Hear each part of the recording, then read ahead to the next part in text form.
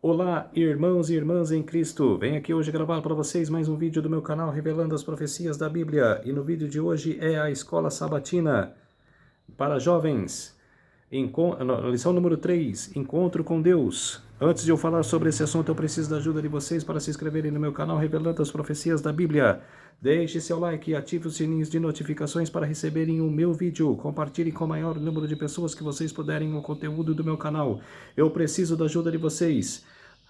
Vamos orar para fortalecer cada vez mais a nossa fé. Querido Deus e Pai, muito obrigado por esses minutos e segundos que o Senhor estará comigo. Faça-me de mim o seu servo, para que as pessoas possam saber sobre essa lição maravilhosa da Escola Sabatina, principalmente para os jovens. Por isso, meu Deus, fique comigo nesses minutos e segundos. Tudo isso agradeço e peço em nome do meu Salvador Jesus Cristo. Amém. Então, povo de Deus, fique com o áudio. Que nesses dias eu estou bem ocupado e por isso não vou poder recitar para vocês essa lição. Por isso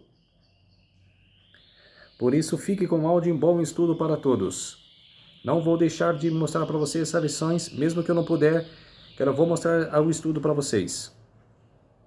É Êxodo capítulo 3 e capítulo 4. Geralmente nós fazemos a leitura comentada de cada verso, porém, nesta semana nós temos uma extensão de texto muito grande. O texto é muito extenso. Então, não será possível ler e comentar verso a verso. Mas isso significa que nós vamos fazer um estudo raso, superficial de qualquer jeito? É claro que não. Nós vamos falar aqui de tópicos selecionados, vamos abranger a maior parte desse texto aqui e tratar essa matéria, esse assunto de uma maneira que faça jus à importância do texto com o qual nós estamos lidando. Então, a primeira coisa é nós relembrarmos o contexto. O que mesmo nós estamos estudando? Bem, o foco do estudo passado foi o episódio em que Moisés mata aquele feitor egípcio. Vamos retomar aqui a leitura? Êxodo capítulo 2, verso 15 diz o seguinte: Informado desse caso, qual caso? Do assassinato do egípcio praticado por Moisés. Informado desse caso, procurou o faraó matar a Moisés. Porém, Moisés fugiu da presença de faraó e se deteve na terra de Midian, num local isolado. Ele estava escondido. E o texto continua dizendo, o capítulo 2 termina dizendo que Moisés consentiu em morar com aquele homem. Qual homem? Um homem chamado Jetro, que também era temente ao mesmo Deus de Moisés. E Jetro deu sua filha Zípora como esposa a Moisés. E Moisés, então, estabeleceu sua vida lá. Ele constituiu família, ele teve filhos e passou a cuidar dos rebanhos, das cabras, das ovelhas do seu sogro. Parece, então, que a vida de Moisés tinha mudado por completo. Mas mesmo com uma mudança drástica, ele adquiriu uma estabilidade. Ele tinha um novo emprego, tinha uma nova família e parecia que a vida teria realmente esse rumo. Mas tudo vai mudar aqui no capítulo 3, que nós vamos começar a ler agora. E nós vamos ler o início do capítulo 3 para tratar do nosso primeiro tópico, que é o anjo do Senhor. Vamos entender bem isso aqui. A nossa leitura agora é Êxodo capítulo 3, versos 1 a 6, que diz assim: Apacentava Moisés o rebanho de Jetro, seu sogro, sacerdote de Midian. E levando o rebanho para o lado ocidental do deserto, chegou ao monte de Deus, a Horebe. Algumas coisas aqui rápidas para nós comentarmos nesse ponto de leitura aqui. Antes, Moisés era um príncipe na corte do Egito. Agora, ele se tornou um pastor de ovelhas, um pastor de cabras. Antes, Moisés tinha as roupas mais finas e usava os perfumes mais cheirosos. Mas agora ele tinha a roupa bruta de um pastor e o seu cheiro era cheiro de cabra, aquele cheiro que fica impregnado na roupa. E da posição mais alta do Egito, Moisés agora está na posição mais baixa, porque a tarefa de pastor era desprezada pelos egípcios. O livro de Gênesis nos diz isso, Gênesis 46, 34 diz: todo pastor de rebanho é abominação para os egípcios. Então, de governante supremo ou aspirante a governante supremo do Egito, Moisés agora passa a ser a abominação para os egípcios. A segunda informação é que aqui Moisés, na sua peregrinação com o rebanho, ele chega a Horebe, o monte de Deus. Qual monte Horebe é esse? Horebe e Sinai são dois nomes para a mesma montanha. Você pode ver isso comparando as passagens de Êxodo 19:11 com Deuteronômio 4, verso 10. Essas duas passagens vão falar do mesmo evento, que é a aparição de Deus para dar as leis ao seu povo, mas uma passagem vai dizer que isso foi no Monte Horebe, outra passagem vai dizer que foi no Monte Sinai. Ou seja, se o mesmo evento é dito que o mesmo evento ocorreu em dois lugares com nomes diferentes, é porque o mesmo lugar tem dois nomes diferentes. Horebe e Sinai correspondem ao mesmo monte. E perto do Monte Horebe, perto do Monte Sinai, o que aconteceu? Verso 2. Apareceu-lhe o anjo do Senhor numa chama de fogo no meio da sarça. Moisés olhou e eis que a sarça ardia no fogo, e a sarça não se consumia. E aqui a imagem já começa a ficar impressionante. Mas eu pergunto a você, por que Deus usou aqui uma sarça ardente? Por que Deus não se manifestou de outra forma aqui? E aqui nós podemos ter uma visão poética sobre esse evento. Olha que interessante. Porque a circunstância adotada por Deus é de uma sarça que ardia no fogo. Porque a sarça ardente é um símbolo muito adequado para o povo hebreu que estava no Egito. A sarça é uma árvore pequena. Existem muitas outras árvores maiores, mais nobres, como os cedros, por exemplo. Da mesma forma, o povo hebreu não era um povo grande. Era um povo pequeno e sem nobreza, porque estavam na condição de escravos. Outro elemento, a sarça queimava, mas não se consumia. Da mesma forma, os egípcios eram afligidos pela escravidão, mas não se consumiam. Você se lembra que o que o faraó queria era exatamente consumi-los pelo trabalho forçado, pela matança dos bebês? Ou seja, o fogo da aflição e da opressão queimava simbolicamente nos hebreus, mas eles não eram consumidos.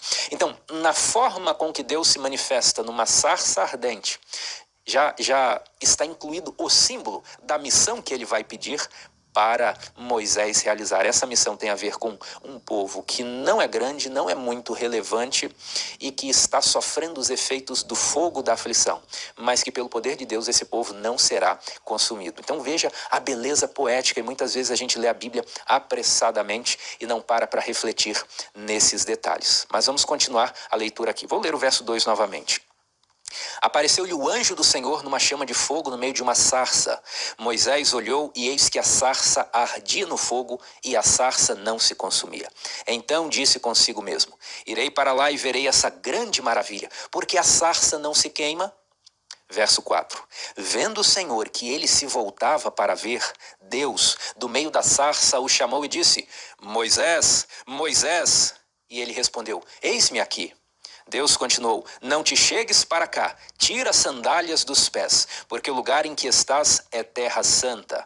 Disse mais: eu sou o Deus de teu pai, o Deus de Abraão, o Deus de Isaque, o Deus de Jacó. E Moisés escondeu o rosto, porque temeu olhar para Deus. Uau! Você já se imaginou nessa situação? Eu fico me imaginando se houvesse uma aparição sobrenatural de Deus diante de mim. Como eu reagiria? Será que eu reagiria como Isaías? Ai de mim que vou perecendo porque sou homem pecador. Provavelmente seria essa a reação. É fantástico você imaginar poder ver o sobrenatural, Deus ser tão amável a ponto de se revelar de alguma forma para alguém. Essa foi a experiência de Moisés. Agora, eu quero destacar aqui o verso 2. Apareceu-lhe o anjo do Senhor. Nós precisamos entender melhor essa figura do anjo do Senhor. A lição de domingo falou um pouco sobre isso, mas foi muito resumida, muito sintética. Nós precisamos ampliar um pouco essa ideia. Então agora nós vamos nos ocupar dessa pergunta: quem é o anjo do Senhor? A primeira coisa que nós temos de ver sobre esse assunto é que essa expressão anjo do Senhor, ela pode ser usada para designar criaturas de Deus que servem os justos, as pessoas, os servos de Deus, como espíritos ministradores. Essa expressão espíritos ministradores é uma expressão da epístola aos Hebreus, que diz que os anjos de Deus, aquelas criaturas de Deus, aquelas criaturas celestiais, os anjos, o anjo da guarda, eles são chamados de espíritos ministradores. Então, a primeira coisa que você deve notar é que essa expressão anjo do Senhor é usada para falar de criaturas celestiais. Vamos ver alguns exemplos disso. O primeiro exemplo é a história de Elias. Nós estudamos ela na lição há não muito tempo atrás. Depois do confronto com os profetas de Baal, depois das ameaças de Jezabel, Elias sofre uma profunda crise de desânimo, de letargia. Algum processo psicológico severo acontece na sua mente e ele como que se entrega ao sofrimento, à derrota. E nesse episódio, Deus envia um anjo para animá-lo. E o relato diz assim: deitou-se e dormiu debaixo do zimbro. Eis que um anjo tocou e lhe disse: levanta-te e come. Olhou ele e viu junto à cabeceira um pão cozido sobre pedras e brasa e uma botija de água. Comeu, bebeu e tornou a dormir. Voltou a segunda vez, o anjo do Senhor tocou e lhe disse: levanta-te e come, porque o caminho te será sobremodo longo. Quem é esse anjo do Senhor aqui nesse exemplo? É uma criatura celestial, um espírito ministrador para ajudar os que hão de herdar a salvação, conforme diz a linguagem da Epístola aos Hebreus. Da mesma forma, vamos para o Novo Testamento, existe um anjo do Senhor que se comunica com José, pai de Jesus. José descobre que Maria está grávida, ele sabe que não é o pai biológico da criança, então ele planeja deixá-la secretamente. Mas em sonho, aparece um anjo do Senhor dizendo: José, filho de Davi, não temas receber Maria, tua mulher, porque o que nela foi gerado é do Espírito Santo. Aqui também nós temos a expressão anjo do Senhor para designar uma criatura celestial. Porém, nós precisamos fazer uma distinção aqui. Anjo do Senhor, nessa passagem de Êxodo que nós estamos vendo, ele não é uma criatura celestial. O anjo do Senhor é identificado como Deus. Vamos entender isso aqui? Moisés vê o anjo do Senhor e o próprio Deus é que fala com ele. Logo, o anjo do Senhor é Deus. Vamos entender isso aqui, ó.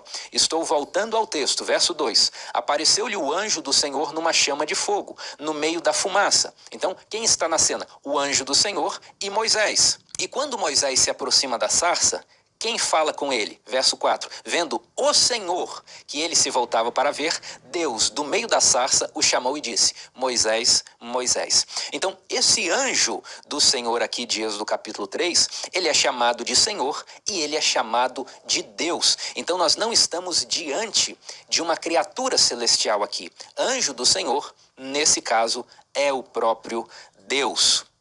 Agora, essa forma de usar a expressão anjo do Senhor para se referir à divindade não é um caso isolado na Bíblia. Nós podemos citar outras passagens, por exemplo, o chamado de Gideão. Veja o que é dito, Juízes 6, versos 22 e 23. Viu Gideão que era o anjo do Senhor e disse: ai de mim, Senhor Deus, pois viu o anjo do Senhor face a face. Porém o Senhor lhe disse: paz seja contigo, não temas, não morrerás. Então, novamente aqui, o anjo do Senhor é também chamado de Senhor Deus. A mesma coisa ocorre na história dos pais de Sansão. Juízes 13, 21 diz assim: nunca mais apareceu o anjo do Senhor a Manoá, nem a sua mulher. Então Manoá ficou sabendo que era o anjo do Senhor. Disse Manoá à sua mulher: certamente morreremos, porque vimos a Deus. Então Manoá viu o anjo do Senhor, mas ele fala que viu a Deus. Então, nós estamos aqui diante de um caso em que o anjo do Senhor é chamado de Deus. Note outra característica interessante agora. Ver o anjo do Senhor gera medo, temor. Isso acontece nos 3 exemplos que nós vimos. Lá em Êxodo 3, Moisés escondeu o rosto porque temeu olhar para Deus. Em Juízes 6, o anjo do Senhor falou para Gideão: não temas, você não vai morrer, não morrerás. Ou seja, Gideão estava com pavor de morte.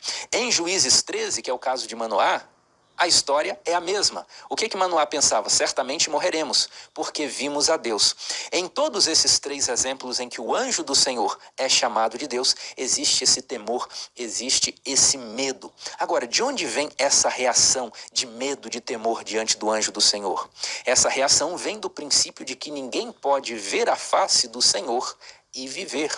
E esse princípio ele também é enunciado no livro de Êxodo. Êxodo 33, verso 20 diz: e acrescentou: não me poderás ver a face, porquanto homem nenhum verá minha face e viverá. Este princípio estava na mente de Moisés, que temeu e se cobriu, na mente de Gideão, que temeu morrer, e também na mente de Manoá, que ficou com medo de morrer. Agora, note o seguinte, nesses 3 casos, ninguém morreu. após ver o anjo do Senhor, que também é chamado de Senhor e Deus. O que nós concluímos disso, portanto? Isso indica que o anjo do Senhor é o próprio Senhor. A Bíblia assim o diz expressamente. E o que significa dizer que o anjo do Senhor é o próprio Senhor? Ele partilha da divindade, ele é divino.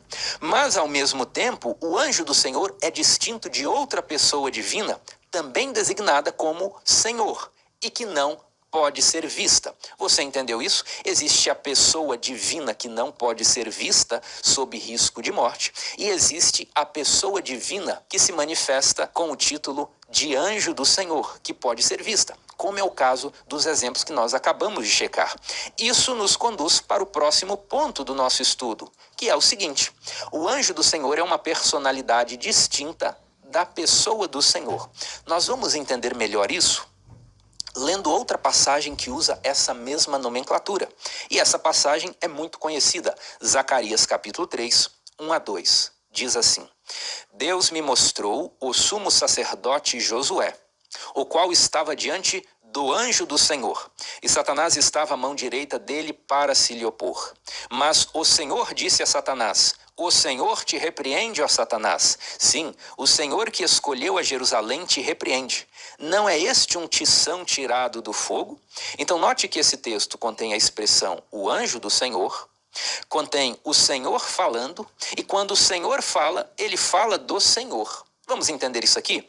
Na cena descrita no verso 1, Deus me mostrou o sumo sacerdote, o qual estava diante do anjo do Senhor. Na cena descrita no verso 1, estavam apenas o anjo do Senhor e Josué. Mas no verso 2, é dito que é o Senhor quem fala. Veja o verso 2. Mas o Senhor disse a Satanás: o Senhor te repreende. Portanto, o anjo do Senhor é o Senhor. Você entende? Esse é o mesmo raciocínio de Êxodo capítulo 3. Na cena estavam presentes o anjo do Senhor e Moisés. Mas quando o anjo do Senhor vai falar, ele é chamado de o Senhor, ele é chamado de Deus. Entendeu? Ao mesmo tempo, nessa passagem de Zacarias, o anjo do Senhor é identificado com o Senhor. E ele fala do Senhor como uma pessoa distinta. Veja aqui, ó. Mas o Senhor disse a Satanás: o Senhor te repreende. Aqui nós temos o Senhor falando do Senhor como uma pessoa distinta dele. Ou seja, quando o Senhor fala, ele faz referência a outra pessoa que também é Senhor. Ou seja, nós estamos aqui diante de duas pessoas e o título de Senhor se aplica para essas duas pessoas. Tudo bem? Vamos desenvolver mais essa ideia agora. Nós temos que responder a pergunta: quem partilha da divindade de Deus e ao mesmo tempo é uma personalidade distinta de Deus? Porque é exatamente diante disso que nós estamos. O anjo do Senhor, ele é chamado de Senhor, portanto ele partilha da divindade, mas ao mesmo tempo ele é Senhor e fala do Senhor. Então, quem partilha da divindade de Deus e ao mesmo tempo é uma personalidade distinta de Deus? E a resposta é Cristo, o Filho de Deus. Como assim? Jesus é Senhor por quê? Porque, como diz Paulo, nele, em Cristo, habita corporalmente toda a plenitude da divindade. Ou seja, o Filho de Deus é plenamente divino, como o Pai é divino, assim como o anjo do Senhor é também o Senhor. Agora, ao mesmo tempo, nós temos uma distinção de personalidade entre o Pai e o Filho. Tanto é que, no batismo de Jesus, após o batismo, quando Jesus sai das águas, o Pai conversa com o Filho e diz: este é meu Filho amado, em quem me comprazo. Se o Pai falou com o Filho, então está demonstrado que são pessoas distintas. O mesmo ocorre com o Senhor e com o anjo do Senhor. O anjo do Senhor partilha da divindade porque ele é Senhor, mas ele é uma pessoa distinta da outra pessoa da divindade que também é chamada de Senhor. E existe um texto que esclarece tudo isso. É um texto que fala sobre Jesus. Em João capítulo 1, verso 18, que diz o seguinte: ninguém jamais viu a Deus. O Deus unigênito que está no seio do Pai é quem o revelou. Veja que passagem poderosa é essa. O anjo do Senhor é chamado de Deus. Mas a passagem diz que ninguém viu a Deus. Quem viu o anjo do Senhor, que é Deus, viu o que então? Viu o Deus unigênito, o Filho unigênito de Deus, que está no seio do Pai e que é quem revela o Pai. Você consegue entender isso? Então, quem é o anjo do Senhor? É Jesus Cristo em seu estado pré-encarnado. É o Filho de Deus, que também é Deus e que ao mesmo tempo possui uma personalidade distinta do seu Pai, que também é Deus. Ah, eu achei difícil de entender. Não é tão difícil assim. Veja essa outra passagem em que Jesus está discutindo com os fariseus e ele dá exatamente essa explicação. Isso está lá em Mateus capítulo 22, versos 41 e 45, que diz o seguinte: reunidos os fariseus, interrogou-os Jesus: que pensais vós do Cristo? De quem é filho? Responderam-lhe eles: é filho de Davi. Replicou-lhe Jesus: como, pois, Davi pelo Espírito chama-lhe Senhor, dizendo... E aqui Jesus vai fazer uma citação do livro de Salmos. Qual citação é essa? Disse o Senhor ao meu Senhor: assenta-te à minha direita, até que eu ponha os inimigos debaixo de teus pés. Se Davi, pois, lhe chama Senhor, como ele é seu filho? Você entendeu a argumentação de Jesus? É a mesma argumentação que nós estamos usando aqui. Existem duas pessoas distintas, às quais se atribui o título de Senhor, porque ambas possuem a divindade, o atributo da divindade. Nós estamos falando do Pai e do Filho. Portanto, o que nós concluímos aqui para essa pergunta? Quem é o anjo do Senhor em Êxodo 3? O anjo do Senhor é uma teofania de Cristo em seu estado pré-encarnado. Teofania é uma manifestação de Deus. Então veja que poderoso. O próprio Jesus, o príncipe das cortes celestiais, desce do céu, se manifesta de uma forma visível e ali ele comissiona Moisés para a missão que ele deveria desempenhar. O anjo do Senhor é a manifestação do Senhor Jesus Cristo em sua forma pré-encarnada. Bem, visto esse ponto, nós vamos passar aqui para o próximo tópico, que trata do nome de Deus. Como nós chegamos nesse tópico a partir da narrativa? Depois que o anjo do Senhor se manifesta na sarça ardente, ele diz para Moisés que tinha ouvido o clamor do seu povo, que era hora do povo ser libertado, que era hora do povo ir para Canaã, para a terra prometida, e que, portanto, Moisés deveria ir ter com Faraó e comunicar a Faraó que o povo sairia do Egito. Nessa hora, Moisés começa a dar uma série de desculpas. Moisés coloca objeções ao chamado de Deus. Nós já vamos falar dessas objeções daqui a pouco, ao final é nosso último tópico. E uma dessas objeções que Moisés coloca é o seguinte: olha, quando eu chegar lá e falar essas coisas, as pessoas vão me perguntar: quem me enviou? Você está falando no nome de quem? Como é que é essa história que Deus apareceu para você? Que Deus? Como é que é isso? E é nesse contexto que surge o tópico do nome de Deus. Vamos ler aqui Êxodo 3, versos 13 a 15, que diz o seguinte: disse Moisés a Deus: eis que quando eu vier aos filhos de Israel e lhes disser: o Deus de vossos pais me enviou a vós, e eles me perguntarem: quem é o seu nome? Que lhes direi? Disse Deus a Moisés: eu sou o que sou. Disse mais: assim dirás aos filhos de Israel: eu sou, me enviou a vós outros. Disse Deus ainda mais a Moisés: assim dirás aos filhos de Israel: o Senhor, o Deus de vossos pais, o Deus de Abraão, o Deus de Isaque, o Deus de Jacó, me enviou a vós outros. Este é o meu nome eternamente, e assim serei lembrado de geração em geração. Então, qual é o nome de Deus com o qual Moisés deve apresentar-se ou apresentar a Deus? É o nome eu sou o que sou, ou na forma resumida, eu sou. Aqui há muita coisa para nós falarmos. Se você quiser ter um estudo completo, nos mínimos detalhes, sobre o nome de Deus, eu sou o que sou, eu recomendo que você veja 2 vídeos especiais que nós temos aqui no canal. O link deles está aqui no mapa mental, eu vou colocar o link também na descrição do vídeo. Você clicou e vai ser direcionado para este vídeo aqui. Qual é o nome de Deus? Parte 1. Depois você pode verificar a parte 2 também. Esse é um estudo verdadeiramente detalhado e para você se aprofundar, você deve então verificar esses 2 vídeos aqui. O que nós vamos fazer agora é dar uma visão geral desse assunto. E a próxima pergunta é: qual é o nome de Deus por excelência? E já falamos disso, eu sou o que sou, ou na forma resumida, eu sou. E para nós nos aprofundarmos nesse ponto, nós vamos ver o texto interlinear e o gráfico que eu vou mostrar agora para você. O que é texto interlinear? É isso aqui que está na tela diante de você. Por que ele é interlinear? Porque ele usa sequência de 3 linhas. Note o seguinte, na primeira linha nós temos o texto em português, na segunda linha nós temos o texto em hebraico e na terceira linha nós temos os caracteres hebraicos transliterados para os caracteres do nosso idioma ou dos idiomas das línguas ocidentais. Então, essa primeira passagem aqui é Êxodo capítulo 6, versos 2 a 3, que diz o seguinte: falou mais Deus a Moisés e lhe disse: eu sou o Senhor. Apareci a Abraão, a Isaque e a Jacó como Deus Todo-Poderoso, mas pelo meu nome, o Senhor, não lhes fui conhecido. O que eu quero destacar aqui nessa passagem com você? Veja que vários nomes ou títulos são atribuídos a Deus. Vamos olhar aqui com calma. Falou mais Deus. Essa palavra Deus é o quê? É Elohim. Daí nós avançamos aqui quando Deus fala assim, eu sou o Senhor. O que é Senhor com letra maiúscula? É a palavra YHWH. E depois Deus fala assim, aparecia a Abraão, a Isaque e a Jacó como Deus Todo-Poderoso. O que é Deus Todo-Poderoso? É El Shaddai. E a passagem termina dizendo, mas pelo meu nome, o Senhor, YHWH, não lhes fui conhecido. Então veja quantas informações nós extraímos aqui. Agora, uma outra passagem interessante também é Êxodo capítulo 4, verso 10, em que é dito o seguinte, então disse Moisés ao Senhor, Senhor, eu nunca fui eloquente. Note o seguinte, aqui nós temos 2 vezes a palavra Senhor, uma escrita com todas as letras maiúsculas e uma escrita apenas com a primeira letra maiúscula.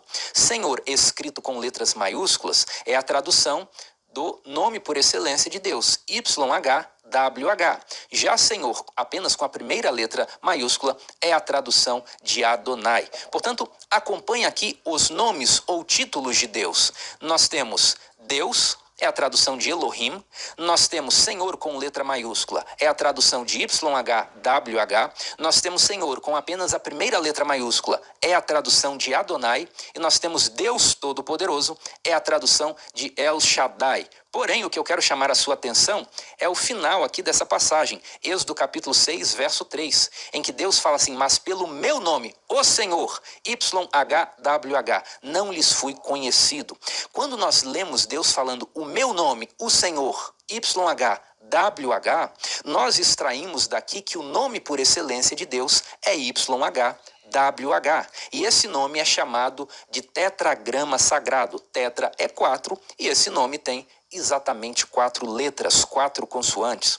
E agora veja que interessante. Quando nós vamos lá para os 10 mandamentos em Êxodo 20, nós temos um mandamento específico sobre o nome de Deus, não é mesmo? É o 3º mandamento. O que ele fala? Não tomarás o nome do Senhor, YHWH. Não tomarás o nome do Senhor teu Deus em vão, porque o Senhor, YHWH, não terá por inocente o que tomar o seu nome em vão. Então note que o 3º mandamento, que proíbe tomar o nome de Deus em vão, faz referência exatamente ao tetragrama sagrado, ao nome de Deus por excelência. Em decorrência disso, os judeus, não querendo que o nome de Deus fosse profanado pelos gentios, eles deixaram de pronunciar o nome YHWH. Agora note o seguinte, essa é uma palavra formada apenas por consoantes. Como então as pessoas pronunciavam? As vogais dessa palavra pertenciam à cultura oral, ou seja, as vogais para saber como o som se manifestava, não era escrito em papel, em pergaminho, em papiro, em alguma forma de registro literário. As vogais e, portanto, o som da palavra pertencia apenas à cultura oral. E como os judeus pararam de pronunciar o tetragrama sagrado, YHWH, a pronúncia correta desse tetragrama também se perdeu no tempo. Então, algumas pessoas pensam assim, talvez a gente não saiba, né? Porque a gente não sabe muito do hebraico, mas os judeus com certeza sabem. Se a gente procurar um rabino lá em Israel, ele vai saber falar, vai saber pronunciar o nome de Deus, YHWH. Não vai. Por quê? Por mais de 1000 anos, esse nome deixou de ser pronunciado. E a pronúncia correta, tal qual era praticada nos dias de Moisés, no dia dos patriarcas, dos profetas, essa pronúncia se perdeu no tempo. Bem, mas será que não tem alguma forma da gente se aproximar de qual era a pronúncia correta? Sim, se aproximar, sim, mas ter certeza absoluta, não temos essa condição. Como funciona isso? Bem, nós sabemos quais são as consoantes do nome por excelência de Deus, YH, WH. E a essas consoantes nós podemos acrescentar algumas vogais. Então, se eu acrescento as vogais E, O e A, eu vou ter a forma Yehová, que aportuguesada, que adequada ao nosso idioma, é expressa na forma Jeová. Agora, porém, se eu introduzir apenas as vogais A e E, eu vou ter algo como Yahweh, que foi traduzido para a nossa língua como Javé. Existem argumentos fortes e fracos para cada uma dessas formas. Existem argumentos fortes e fracos para o nome Jeová, existem argumentos fortes e fracos para Javé. Nós não podemos dizer definitivamente qual é a forma do nome de Deus com as vogais. Existem também algumas outras formas. Se você quiser se aprofundar nesse assunto, que é muito interessante, novamente eu deixo a recomendação aqui dos 2 vídeos sobre o nome de Deus que estão no nosso canal. O link está aqui no mapa e eu também vou deixar na descrição do vídeo. Visto isso, então agora nós temos que nos perguntar, por que Deus se revelou a Moisés com esse nome? Eu sou o que sou. O que isso significa? O que isso comunica? E aqui está. São 2 principais ideias que o nome Eu sou o que sou ou Eu sou comunica. São 2 principais ideias que esse nome comunica. A primeira delas é a ideia da autoexistência de Deus. Quando Deus diz eu sou, ele está falando da existência absoluta. A existência de Deus não depende de uma causa externa, não depende de um princípio antecedente ou de uma sustentação alheia da sua vida e da sua existência. Deus simplesmente é. Deus é a própria existência. Ele é autoexistente, ele não depende de nada para existir, ele não foi causado por nenhuma causa anterior. Eu sou. Deus é. Em contraste, as demais criaturas, como eu e você, não são autoexistentes. Nós temos uma vida derivada, a vida que nós temos é uma vida emprestada. Portanto, ao passo que Deus é, nós estamos, porque a nossa existência ela é finita, uma vez que nós dependemos de uma vida emprestada que decorre do próprio Deus. A segunda grande ideia que o nome Eu Sou comunica é a ideia de eternidade e imutabilidade, porque se Deus é, ele não está, então Deus não é mutável, ele permanece constante e estável através de todas as épocas e circunstâncias, e é exatamente por isso que ele é confiável, porque ele não se abala, ele é perene, ele é constante. Eu sou, Deus é constante. Em contraste, o ser humano é inconstante. Como assim? O jovem um dia se torna idoso, o que é alegre uma hora fica triste. Aquele que é saudável, uma hora adoece. O que prometeu ser fiel, pode ser infiel. Ou seja, enquanto Deus é, ele é o eu sou, nós seres humanos apenas estamos. Estamos num estado mutável e logo mudamos para outro estado e depois mudamos para outro estado. Nós apenas estamos, ao passo que Deus é. Nós somos instáveis e inconstantes. Deus é constante, estável, perene, e por isso ele é eterno e imutável. Tudo isso, algo muito forte, como você pode concluir, está embutido no nome que Deus revela para Moisés. Eu sou o que sou, eu sou Moisés. Nenhuma circunstância me abala, eu estou acima de tudo. Então não importa se o rei do Egito é muito forte, se ele é opressor. Não importa se o rei do Egito gostava dos seus antepassados e agora não gosta mais. Nada disso importa, Moisés. Eu sou a eternidade. Eu sou a imutabilidade. Tudo, todas as circunstâncias, todas as pessoas que ora ameaçam a sua vida passarão. Elas passarão, mas eu permanecerei sendo o que sou. Porque eu sou o que sou. Eu sou perene, eu sou eterno, eu sou autoexistente. Fique tranquilo, Moisés. Eu sou o que sou. Você percebe a profundidade disso? Você percebe a beleza, a poesia que há em tudo isso? grandiosa revelação de Deus para Moisés. Agora, a lição quer nos conduzir a um outro ponto. Mostrar que Jesus usou o mesmo nome de Deus revelado aqui no livro de Êxodo e Jesus aplicou esse nome a si mesmo, mostrando, como nós já vimos no tópico anterior, do anjo do Senhor, que ele também partilha da divindade com o Pai. Deixe-me abrir um parêntese aqui. Eu estou falando aqui do Pai, do Filho. E é possível que uma pessoa que veja esse vídeo e seja muito apressada nas suas conclusões, vá falar assim, olha, viu, ele só falou do Pai e do Filho, ele não falou do Espírito Santo, então ele é antitrinitariano. Não faça conclusões apressadas. Nós temos mais de um vídeo aqui muito explicativo sobre a questão da Trindade aqui no canal, mais de um vídeo, inclusive vídeo comentando o tema da Trindade na lição de jovens, você pode procurar e se inteirar ali também. O fato de nós não termos mencionado o Espírito Santo aqui, apenas o Pai e Filho, não quer dizer que nós não creiamos no Espírito Santo como uma das pessoas da Trindade. Não significa isso. Significa que para o desenvolvimento da nossa ideia aqui, nós falamos apenas do Pai e do Filho, como já falamos apenas do Espírito Santo em outra lição. Tudo bem? Retomando aqui o tópico, Jesus é o nome de Deus. De que maneira isso que nós acabamos de ver no livro de Gênesis repercute na história de Jesus? Veja aqui a passagem de João 8, 56 a 59. Esse tópico aparece nas partes de quarta e quinta-feira. Jesus está novamente discutindo com os líderes religiosos da sua época e a conversa se desenvolve assim. Jesus diz, Abraão, vosso pai, alegrou-se por ver o meu dia, viu e regozijou-se. E como os líderes reagem? Perguntaram-lhe, pois, os judeus, ainda não tem 50 anos e viste Abraão? Respondeu-lhe Jesus, em verdade eu vos digo, antes que Abraão existisse, eu sou. Então pegaram em pedras para atirarem nele, mas Jesus se ocultou e saiu do templo. Porque quando Jesus disse, eu sou, pegaram em pedras para apedrejá-lo?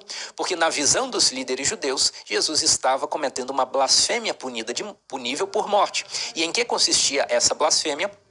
Em se fazer igual a Deus. Note o seguinte, quando Jesus fala, eu sou, ele está se identificando com o Deus aqui de Êxodo capítulo 3, com o anjo do Senhor. Disse Deus a Moisés, eu sou o que sou, eu sou me enviou. Jesus está falando, eu sou aquele que estive com Moisés, o legislador a quem vocês tanto prestam honra e respeito. Eu sou maior que Moisés, eu estive lá com ele, eu que dei as leis, eu que sei interpretar, eu sei o significado profundo de todo o ritual do santuário, de todas as leis do Pentateuco.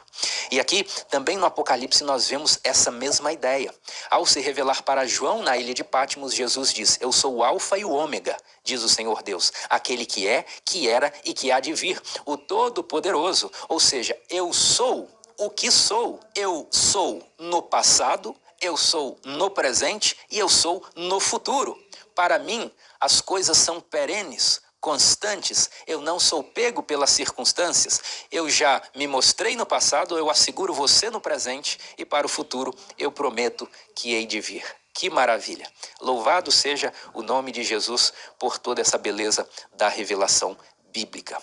Agora, depois que o anjo do Senhor faz essa revelação a Moisés, fala qual é o nome por excelência de Deus, um novo tópico aparece aqui nos capítulos 3 e 4.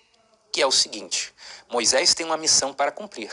Agora, é bem provável que as pessoas vão duvidar dele. E para parar com o espírito da dúvida, Deus fala que vai capacitar Moisés a fazer milagres, feitos sobrenaturais. Veja aqui, por exemplo, o final do capítulo 3, Êxodo 3, 19 e 20 diz assim, eu sei, porém, que o rei do Egito não vos deixará ir, se não for obrigado por mão forte. Portanto, estenderei a mão e ferirei o Egito com todos os meus prodígios que farei no meio dele. Depois vos deixarei ir. Qual é a ideia para a qual eu quero chamar sua atenção? É a ideia que dá título a esse tópico aqui. Os milagres são para os descrentes. Veja esse texto que nós acabamos de ler aqui. Porque Deus disse que faria prodígios no Egito? Porque Faraó, pelo curso natural das coisas, não liberaria o povo.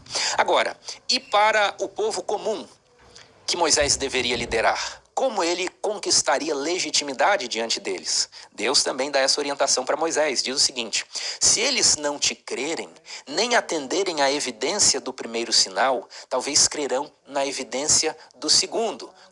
Qual é esse primeiro sinal e segundo sinal? Jogar o cajado no chão e ela se transformar numa serpente, depois pegar a serpente e se transformar num cajado, depois colocar a mão sã no peito e ela ficar leprosa, e depois colocar a mão leprosa e ela se apresentar sã. Esses são os dois primeiros sinais. Se nem ainda crerem mediante estes sinais, nem te ouvirem a voz, tomará das águas do rio, e as derramarás na terra seca, e as águas que do rio tomares, tornar-se-ão em sangue sobre a terra. Novamente aqui, para quem são os milagres, os sinais e os prodígios? Para aqueles que não estão dispostos a crer. Sinais e milagres são para descrentes. E agora, saindo do Êxodo, vamos para o Novo Testamento para ver mais uma vez essa ideia. Você se lembra do episódio quando Jesus, depois de morrer e ressuscitar, ele aparece aos discípulos que estavam numa casa com as portas trancadas, e nesse episódio não estava Tomé. E depois que Tomé aparece lá novamente, os demais discípulos dizem: o Senhor nos apareceu. E Tomé diz assim: olha, eu não acredito nessa história. Eu só acredito se eu colocar o dedo na ferida. É esse texto que eu quero ler aqui agora com vocês. Ora, Tomé, um dos 12, chamado Dídimo, não estava com eles quando veio Jesus. Disseram-lhe então os outros discípulos: vimos o Senhor. Mas ele respondeu: se eu não vir nas suas mãos o sinal dos cravos, e ali não puser o dedo, e não puser a mão no seu lado, de modo algum acreditarei.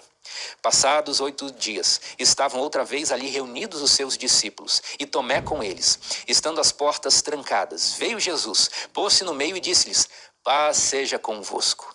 E logo disse a Tomé: põe aqui o dedo e vê as minhas mãos. Chega também a mão e põe-na no meu lado. Não sejas incrédulo, mas crente. E diante dessa manifestação sobrenatural de Jesus, Tomé baixa a guarda.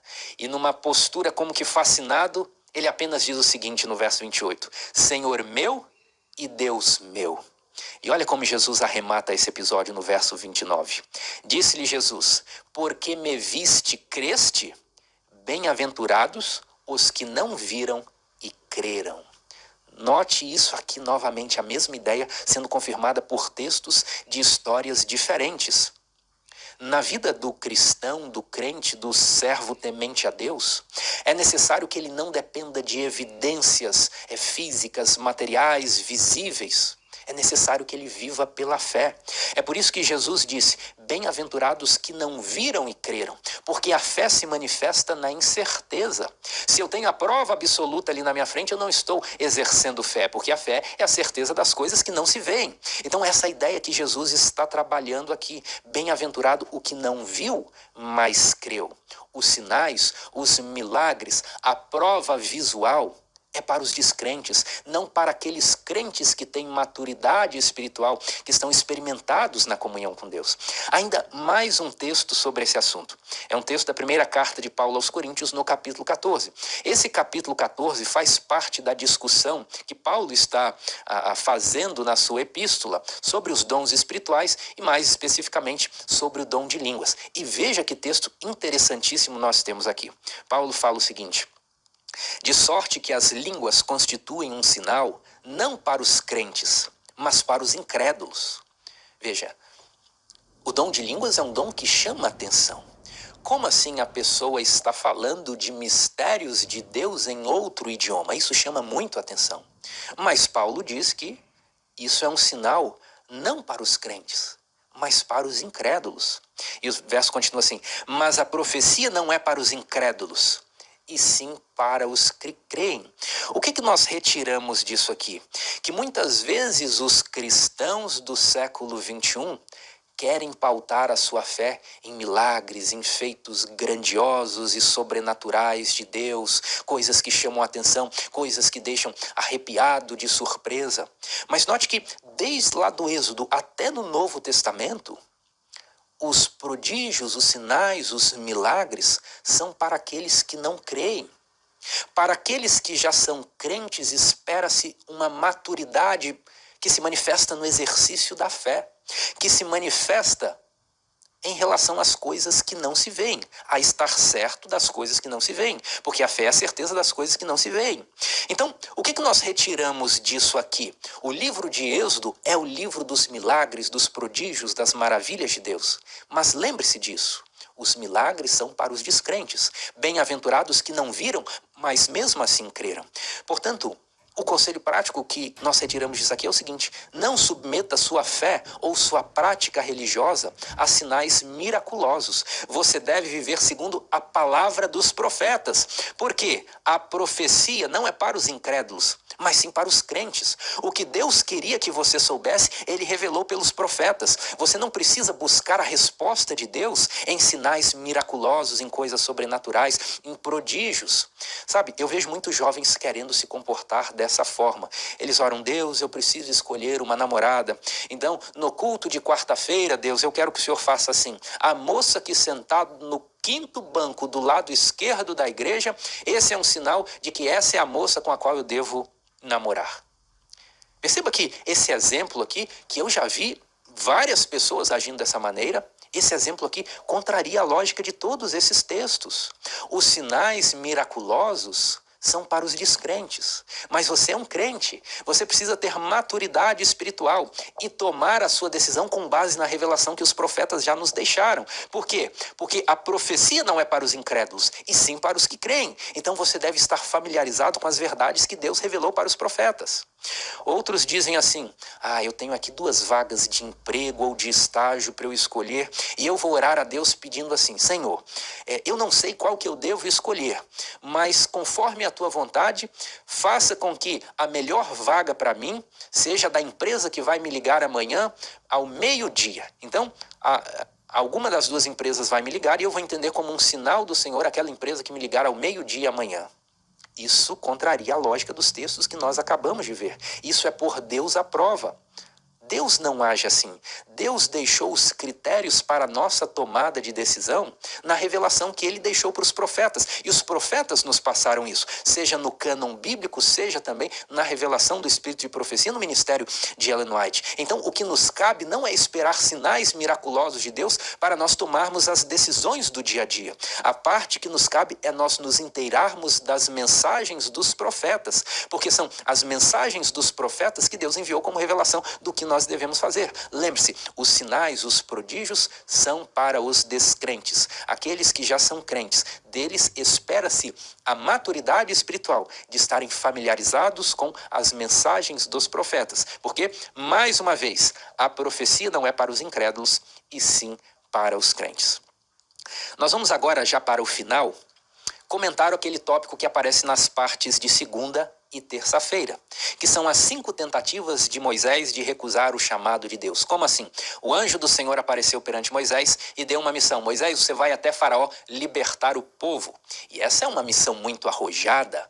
Moisés deveria confrontar a corte da qual ele saíra. E diante desse alto chamado, Moisés reluta. E ele põe 5 objeções, 5 tentativas de recusar o chamado de Deus. Em primeiro lugar, Moisés diz assim: quem sou eu para ir a Faraó e tirar do Egito os filhos de Israel? Eu sou um simples pastor de cabras aqui no deserto há 40 anos. Com o cheiro de cabra que tem na minha roupa, eu acho que eu não vou nem passar da portaria do palácio do Faraó. O que Moisés está demonstrando aqui? Ele está demonstrando baixa autoestima e um senso de inadequação para a missão que estava diante dele. E você? Você se sente com baixa autoestima, com um senso de inadequação? Saiba que isso não é um empecilho para você servir a Deus de forma grandiosa. Porque Moisés também tinha essa sensação. E por meio dele, Deus fez o que fez. A segunda objeção de Moisés aparece aqui em Êxodo 3:13. Quando Moisés disse assim: disse Moisés a Deus: eis que quando eu vier aos filhos de Israel e lhes disser, o Deus de vossos pais me enviou a vós outros, e eles me perguntarem qual é o seu nome, que lhes direi? Nós já vimos qual foi a resposta de Deus: eu sou o que sou. Mas essa objeção de Moisés, ela demonstra uma coisa aqui: carência de legitimidade e de autoridade. E pode ser que essa também seja a sua condição. Eu não acho que eu tenho legitimidade, eu não sou adequado para assumir isso que estão me chamando para assumir na igreja, para assumir um evangelismo, para assumir a liderança de um departamento, para servir de alguma forma. Por que eu? Eu não tenho legitimidade. Essa foi a segunda objeção de Moisés. Terceira objeção, Êxodo 4, verso 1. Respondeu Moisés: mas eis que não crerão, nem acudirão à minha voz, pois dirão: o Senhor não te apareceu. Vão falar assim: Moisés, você está inventando, você não tem credibilidade, essa é só uma história. Moisés aqui ele manifesta medo da rejeição e medo do descrédito, de não ser levado a sério. A esse ponto você já percebeu que a história de Moisés é a minha e também a sua história. Os sentimentos de Moisés são os sentimentos que nós manifestamos frequentemente. Nós passamos a dar desculpas, nós temos baixa autoestima, nós nos sentimos desprestigiados, sem autoridade, nós temos medo de rejeição e por isso nós deixamos de fazer o que precisa ser feito. Mas sabe qual é a boa notícia disso tudo? É que Moisés era exatamente assim como eu e você, cheio de medos, de receios, de insegurança, e Deus fez maravilhas por meio dele. Isso deve encher o nosso coração de esperança, porque por mais que você olhe para você e se veja desqualificado, Deus está dizendo: eu não conto com a força do seu braço para realizar o que eu preciso realizar, porque eu tenho toda a força do mundo. Você só precisa estar à minha disposição para eu usar você. E se você apenas se colocar à disposição, você estará com o braço forte de Deus para executar qualquer obra a qual ele chamar você. Mas temos ainda algumas outras objeções de Moisés. Êxodo 4, verso 10 diz assim: então disse Moisés ao Senhor: ah, Senhor, eu nunca fui eloquente, nem outrora, nem depois que falaste a teu servo, pois sou pesado de boca e pesado de língua. Veja, Moisés estava há 40 anos longe da corte do Egito. É possível que aquela fluência na linguagem do Egito, não apenas na linguagem popular, mas também na linguagem que se usa na corte, Moisés já tivesse perdido a fluência nessa forma de falar. Então ele fala: eu já naturalmente não sou eloquente. Agora eu estou nessa circunstância de tanto tempo sem prática, eu sou pesado de língua. Não vai dar para mim, não vou conseguir. E aqui é uma insegurança que a maioria das pessoas tem. Eu não consigo falar bem, eu não tenho boa oratória, eu começo a gaguejar, eu fico nervoso e esqueço o que eu ia falar. Veja, aqui nós temos um exemplo prático. Isso não é desculpa para fazer a obra que Deus tem para você. Porque a obra de Deus não é baseada na força do seu braço. Porque se a obra de Deus fosse baseada na habilidade do instrumento humano, a obra de Deus nunca seria feita. A obra de Deus é realizada quando ele pega um instrumento humano humilde e derrama o Espírito Santo sobre ele. E esse instrumento humano transborda de uma forma que ninguém poderia imaginar. Então, não depende de quem quer nem de quem corre, mas de Deus que se compadece. Não depende do instrumento humano, da sua habilidade. Depende de Deus usar quem está disposto a se deixar ser usado. Então, talvez essa seja a história da sua vida. Eu não falo bem, portanto eu não posso servir. Está errado. A história de Moisés mostra que mesmo aquelas pessoas que não têm uma boa oratória podem fazer coisas grandiosas se estiverem dispostas a servir a Deus. E por fim, Moisés fala o seguinte, Êxodo 4:13. Ele, porém, respondeu: ah, Senhor, envia aquele que há de enviar menos a mim. Em todas as objeções anteriores, Moisés apresentou um argumento, mas nessa quinta objeção, ele não tem argumento, ele só fala: Senhor, eu tentei argumentar com o Senhor, mas agora me faltaram os argumentos, eu só quero dizer que eu não quero ir, eu não quero cumprir essa missão. Mande outra pessoa no meu lugar. Moisés desejou ficar na sua zona de conforto, porque sair daquela vida a que ele estava acostumado nesses 40 anos não seria fácil. Mas mesmo assim, Deus chamou e insistiu e falou: está bom, Moisés, você não vai sozinho, seu irmão vai ajudar você nessa missão. Eu tirei todas as suas desculpas, você vai assim mesmo. O que nós retiramos aqui para a aplicação na vida de jovens cristãos do século 21? As objeções de Moisés são universais e atemporais, refletindo medos e inseguranças que muitas pessoas enfrentam quando confrontadas com desafios que parecem além de suas capacidades. Mas a história demonstra que Deus não escolhe os capacitados, mas capacita os escolhidos. Então, não importa quais sejam as suas circunstâncias, importa apenas uma coisa: você vai deixar que Deus capacite você para fazer a obra que Ele deseja que você faça? É só isso, é apenas se colocar à disposição de Deus e Ele vai conduzir as coisas. E muitas pessoas agem assim quando são chamadas para desempenhar, por exemplo, um cargo na igreja. Ah, eu não tenho experiência, eu não estudei teologia, como eu vou liderar os outros jovens num projeto de jovens aqui da igreja? É o caso de Moisés. Deus não pede que você tenha estudado teologia. Deus não pede a sua experiência. Deus conduzirá o processo formativo do seu caráter conforme Ele quiser. Deus não pede a você currículo prévio. Deus pede a você uma coisa: seja fiel, obediente e humilde à minha condição. E se você proceder dessa maneira, Deus vai usá-lo poderosamente. Outros reagem assim: eu não vou falar de assuntos religiosos na escola, ou na faculdade, ou no meu trabalho, porque eu não quero ser ridicularizado como um crente fanático. Moisés também manifestou esse tipo de insegurança. Eles não vão acreditar em mim, vão falar que eu inventei. A história de Moisés é também a sua história. Veja como Deus o capacitou. Você não precisa agir com medo, porque você está com o braço forte do Onipotente ao seu lado. Algumas pessoas dizem assim: eu agradeço o convite para o sermão, para pregar na igreja, mas o púlpito é para quem sabe pregar de verdade, e eu não sei.